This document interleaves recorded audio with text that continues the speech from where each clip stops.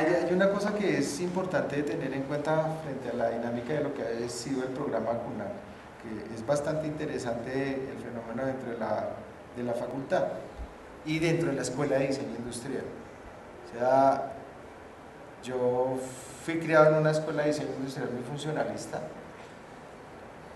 después pasamos a una escuela mucho más flexible, entre comillas, pero que tenía un derrotero contemporáneo muy europeo de lo que era el diseño industrial.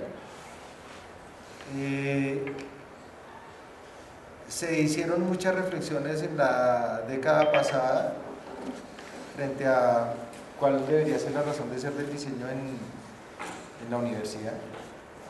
Andrés estuvo en esos procesos y digamos que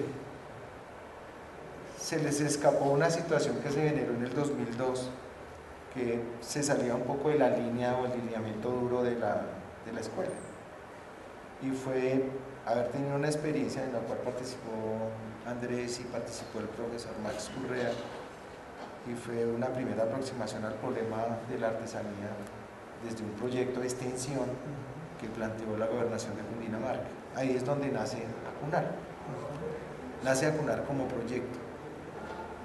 que es bastante interesante. Se hace toda una reflexión, una experiencia con una serie de comunidades productivas artesanales en un departamento como Cundinamarca, que la cultura artesanal no es tan fuerte como la de otros departamentos. Y después de esa experiencia aparece otra experiencia en el 2004 y se vuelve a hacer una recontratación del proceso con 11 municipios, pero esto ya con intervención. Ahí, digamos, en ese proceso yo ya participé y empezamos a hacer una reflexión bastante interesante dentro del proceso que se instaló dentro de ese proyecto. El modelo que se instaló en ese momento era un modelo muy similar a lo que hace tradicionalmente Artesanías de Colombia. Tengo que aceptarlo porque hicimos como ese reconocimiento de las comunidades, mirar las potenciales, las características que tenían, se desarrollan una serie de productos en la academia y posteriormente se tratan de instalar en estas comunidades. Y obviamente los productos quedan en un bonito catálogo, una serie de cosas, y empieza a haber el mismo error continuado de siempre. Ahí empiezan a haber una... Quisiera ayudar a precisar el asunto, porque es que parte de la discusión con la que yo termino llegando a la Universidad Nacional y habiendo entrado a ser parte de la nómina y de la estructura de la universidad y de la facultad, deriva de que yo venía de trabajar en el sector artesanal como consultor independiente y trabajando con Artesanías de Colombia. Y en modelos de oposición radical de mi posición política frente a lo que se hacía en la política con el sector artesanal, no respaldaba yo un modelo como el que Artesanías estaba instalando, de generar más maquilas a partir de incorporar diseños externos no derivados de la cultura, sino impuestos a partir de un modelo idealizado desde lo que implicaría la incorporación de una disciplina, de una profesión que sí es la que sabía hacer procesos creativos. Por eso ACUNAR, cuando entra en la primera etapa, rompe o pretende hacerle oposición política al modelo que tenía Artesanías de Colombia para poder entrar a hacer un modelo completamente distinto. Y en ese momento la resistencia que había en la Escuela de Diseño Industrial era fuertísima en relación a la categoría de artesanías, porque los profesores de la Escuela de Diseño Industrial, a la artesanía no se le toca, y con la artesanía nosotros diseñadores industriales no vamos a trabajar. Sí. Y yo entendía esa situación y les dije, estoy de acuerdo, a la artesanía no se le puede tocar en la medida que artesanía es una expresión cultural de un pueblo y de unas comunidades y de una sociedad a la cual hay que valorar y exaltar en la medida en que ella misma tiene que tener mecanismos para ir evolucionando y creciendo y visibilizarse, a un modelo distinto que es el que el diseño industrial se incorpora en la lógica del acompañamiento y tratar de depurar y filtrar un poco lo que significaba esa categoría de artesanía en la que quedaban cobijadas todas esas otras organizaciones productivas que bajo la categoría vulgar de artesanías quedaban amparadas, y no hay tal. La artesanía como expresión cultural es una cosa, y lo que se llama producto artesanal, que deriva en las pequeñas organizaciones productivas, en las amas de casa, en los procesos que usted termina finalmente hoy atendiendo hasta llegar a MIPYMES, que ese es otro universo de organizaciones productivas, hoy nos permite asumir que efectivamente el diseño sí tiene una labor que adelantar allí, en un proceso, en una cultura y en un contexto social como el que tiene este país, en el que el diseño industrial sí tiene muchas cosas que aportar y que decir en ese escenario. Sí, estoy de acuerdo. Entonces, la segunda etapa. En la segunda etapa, digamos que la gran reflexión que empecé a tener, porque fue más personal, o sea, como porque yo también conocía el modelo de artesanías y había trabajado en el modelo de artesanías, yo dije, por aquí no van los tiros. Empezamos a hacer unas exploraciones a partir de un municipio que yo atendí, que era Tabio, donde no hay artesanos. Ellos no son, yo los llamaba profesionales disidentes. Era una comunidad artesanal construida a partir de profesionales que se habían cansado de su disciplina y habían dicho, me rehuso a seguir en esta vaina y me refugio en el oficio. Entonces ellos no se llamaban artesanos a sí mismos, sino hacedores. Entonces eso fue una cosa y unas reflexiones de unas categorías que se manejaban allá bastante interesantes, y terminamos trabajando con ellos porque no estaban de acuerdo con el proyecto como tal, en la posibilidad de formular un proyecto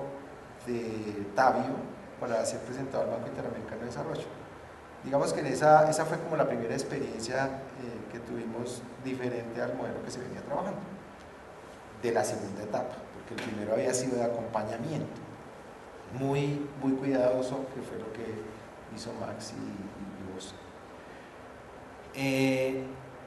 En ese proceso de formulación empezamos a trabajar con la comunidad misma en la formulación, se hizo el ejercicio, y a partir de ese ejercicio, cuando empezamos a mirar cómo obteníamos el aval de la universidad pues para presentarlo como institución, aparece la situación desde el centro de extensión, que en ese momento lo manejaba Pablo Abril, y dice, oiga, ustedes ya están haciendo muchas cosas en este nivel, con este tipo de proyectos, ¿por qué no arman un programa? Y colgamos todos esos proyectos ahí y empezamos a construir una cosa que no sean proyectos sueltos en el centro de extensión, sino que tengan una unidad y que tengan una coherencia y que tengan un direccionamiento y un manejo particular para poderlos canalizar y empezar a generar esas dinámicas que en ese momento estaba empezando a construir el centro de extensión académica. Y era, no hagamos proyectos, sino hagamos proyectos que les sirvan a la transferencia y que les sirvan a la universidad y que generen dinámicas de investigación, o sea, que pudiéramos integrar investigación, extensión y formación. Incorporar la dimensión gerencial de proyectos, de tal manera que nombraron varios gerentes que asumían la coordinación de esos campos de conocimiento que eran afines y que hoy estamos tratando de validar nuevamente, no bajo la figura de una gerencia, porque no es solamente un componente administrativo de gestión y de gerencia, sino de reflexión académica, que hoy deviene en retomar esos temas en la consolidación de estas líneas programáticas, que creo que es el devenir mismo que el centro trae, habiendo hecho esos experimentos atrás. Claro. Entonces, en ese momento, ¿qué pasó? En ese momento me planteaban la propuesta, yo le digo, listo, armemos el programa. Tenía una ventaja gigantesca institucional, y es que estaba de director de la escuela, entonces eso me permitía tener cierta movilidad dentro de la comunidad académica para poder tomar decisiones. Se asume la formulación del programa, empezamos a modelizarlo, se invita a los profesores, hice 2 invitaciones y nunca pasó nada, entonces yo seguí, o sea, yo sí he asumido, y yo creo que ustedes también, que nosotros somos soldaditos de la universidad, o sea, si toca hacer cosas, pues uno coge la cosa, pone el hombro y hágalo.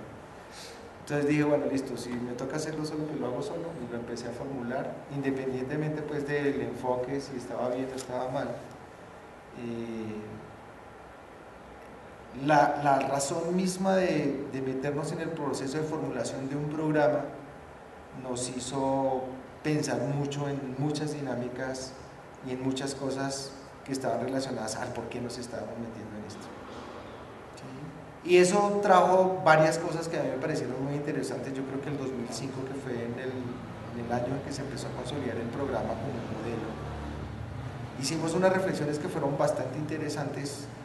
que nos llevaron a una discusión que yo creo que en este momento